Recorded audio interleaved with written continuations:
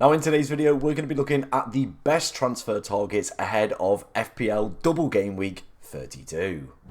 Now before we dive into today's video, of course, if you do enjoy any of the content that you see on the channel, please be sure to like, comment and subscribe, as we are trying to hit 13,000 subscribers by the end of the season. We only need about 150 people to do that. I think it is very possible, but we are running out of time. So if you do enjoy, like I said, any of the content, make sure you are hitting that subscribe button. Let's start off then first using Ben Krellin's spreadsheet. Of course, I will leave a link to the Fantasy Football Hub website in the description, of course, if you want to go and check out his kind of spreadsheet. He's also got a transfer planner available on their website as well. Loads of other cool stuff. Link in the description to that.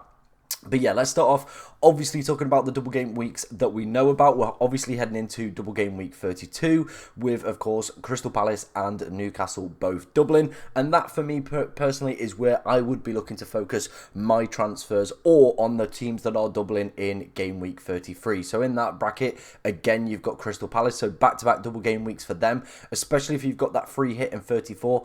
Definitely a team I would be looking at. Then we've got Manchester City doubling as well. A nice fixture in 32 against Palace. Villa have got Southampton, a great fixture, then a double game week, so even better in terms of investment. But there is a problem with that. Of course, that is kind of sandwiched in between two Champions League fixtures for PSG, so you do feel like that Southampton fixture could be one where we do see some rotation or some kind of risk for certain players, because Unai Emery, for me personally, is going to be looking to target that Champions League. I think they'll feel like they can comfortably beat Aston Villa, so their, of course, focus will be elsewhere, but they still do have a double game week after that, but one to potentially caveat if, of course, you are looking at Aston Villa players. Same goes with Arsenal as well. You know, we've seen some rotation with Saka, Timber as well. I did warn this in a few videos ago, and of course on my deadline stream, I did say, you know, the Champions League games are going to be Arsenal's priority. They were playing Saturday midweek, Saturday midweek, Saturday midweek for 3 weeks in a row. I didn't think Saka would play all of them. Of course, he's got his bench in now, probably going to play the Madrid game. You imagine he plays the Brentford game, but again, we can't be 100% certain on that one, whether or not that is going to be the plan. We've also got some potential double game weeks in 36, dependent on FA Cup progression, but we are going to have to wait for around game week 34 for those, of course, to be taking place, and some, of course, potential blanks in 37 as well, with, of course, FA Cup progression. There's also a small possibility of, like, I think it's the Europa League final containing both Manchester United and Tottenham as well, that could also lead to a potential blank in 37 and maybe another double game week slotted in either in 36 or potentially somewhere else. I'm not really sure on that one, to be honest, but I know that is still a possibility with both of those clubs still kicking about. Right, let's take a look then at the first transfer targets, and these are going to be the Crystal Palace players.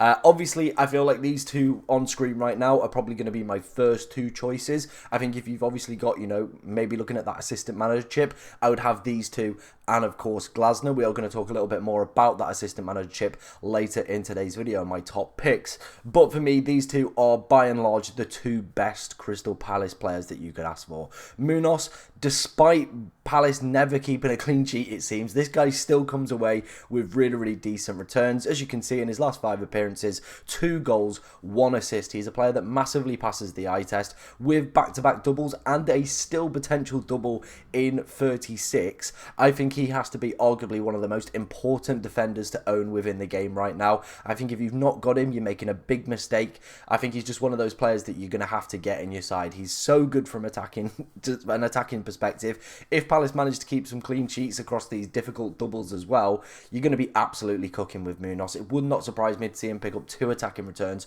across double game week 32 and 33. Mateta as well, his minutes are a little bit of a concern, but I think with an Eddie Nketiah, of course, picking up that red card yesterday, I now think that makes Mateta kind of pretty cert, to be honest, up front.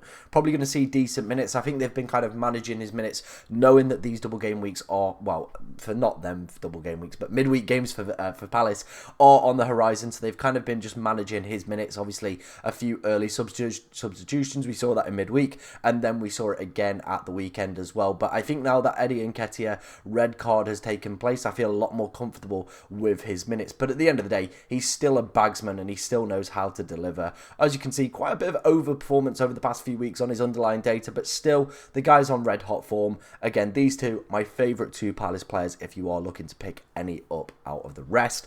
In terms of the other players then that I would be looking at from Crystal Palace, it would be between Eze or Sarr. Obviously, Eze is having a little bit of a kind of purple patch at the moment. Obviously played well for England. Then yesterday as well, picking up 2 assists. It wasn't really a great performance by Sarr, to be honest. Not too much underlying data was kind of collected from him during that fixture yesterday, which is a little bit disappointing to see, as I do own Sarr.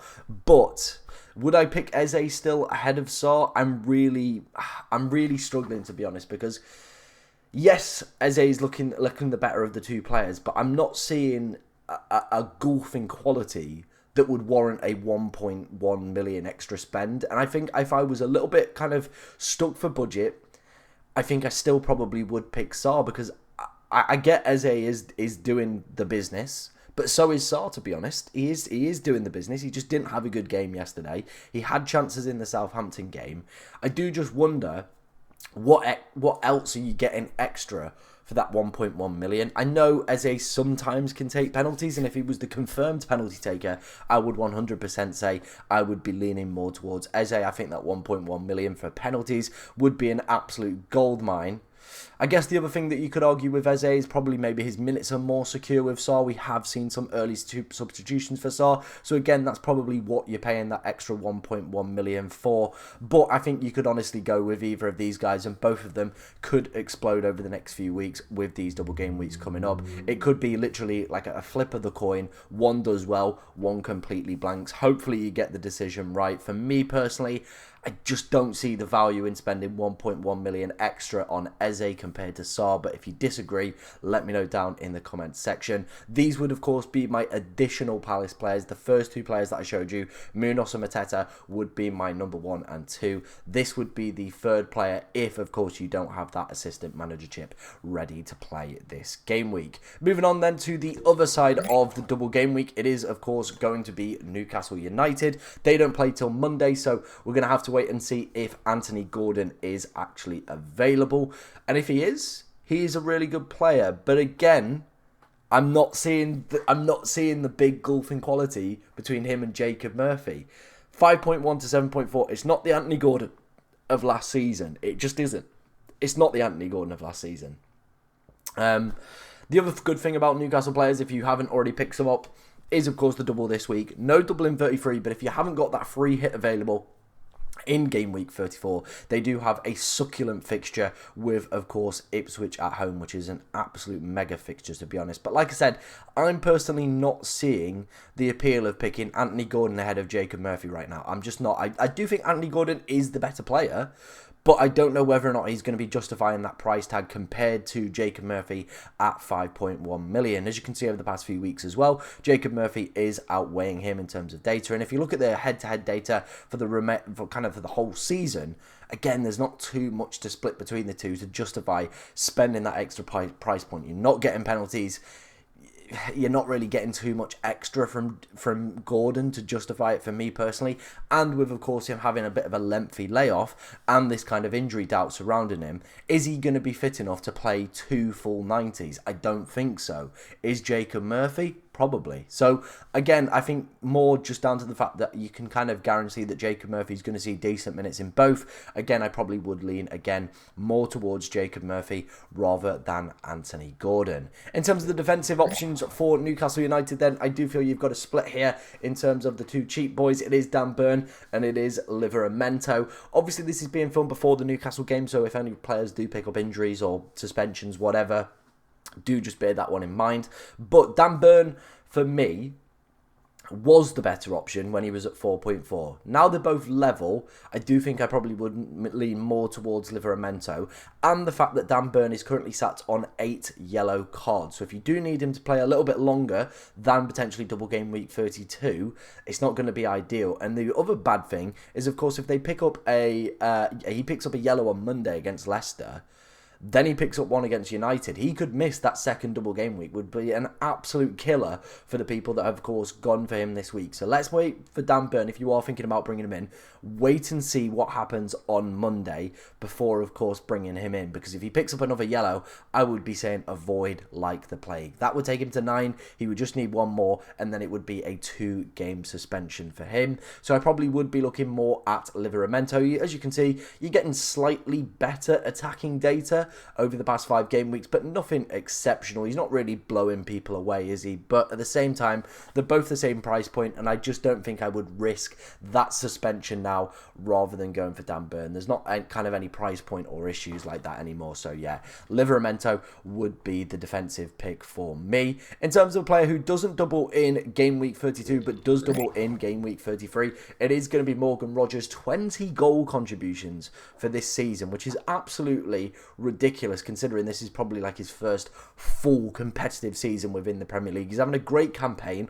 Of course, people are going to be seeing the recent performances that he's been putting in, the recent points that he's been picking up as well over his past 5 appearances, as you can see there.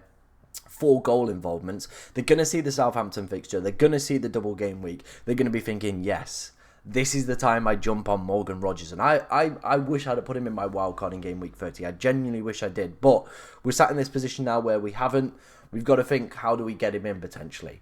Is game week 32 going to be the play where we go and get Morgan Rogers in? For me personally, I don't think it is. Like I said, those Champions League fixtures, Morgan Rogers is going to be definitely part of that Champions League squad. Is he going to be part of the Southampton squad? I don't think he will. I think he'll be sat on the bench. I think there'll be a heavy amount of rotation with, of course, PSG being either side of that. Then they've got to factor in they've got Newcastle, a massive game in terms of their Champions League standings. Then the City game as well. Two imperative games if they want to re-qualify for Champions League football next season. So for me, I don't think Southampton is the fixture to be bringing in any sort of Villa players, because I am so petrified that they are going to rotate in that fixture. Champions League either side of it, then they head into 2 massive clashes that are of course going to impact their season next year, whether or not they're playing Champions League football, because if they win both of those, they could be cruising their way into the top 4 places. Of course, a blank in game week 34, so if you are needing players for that one as well, probably another reason to avoid. I'm not saying he's a bad player, I am just kind of erring on the side of caution that I do think there is going to be quite a bit of rotation within the Villa side heading into this Southampton fixture. Definitely going to be one that I am looking to get on the double game week, but not right now for me personally and my side. Right, before we finish up, let's take a look at the assistant manager points then. I know a lot of us activated it last week and we'll be looking potentially at a change. Of course, top is going to be Eddie Howe with 2 home fixtures, Crystal Palace and Manchester United. 13.1 points predicted for him. So of course, if you did go for him last week with the Leicester fixture, you're probably just going to stick with him for the double game week and then maybe look to swap in game week 33. Or of course, you've got other options. One person that I was a little bit surprised isn't higher is of course Glasner. Now it is 2 away fixtures, but of course with that table bonus for both of those fixtures available, I probably would have put Glasner a little bit higher in terms of those predicted points.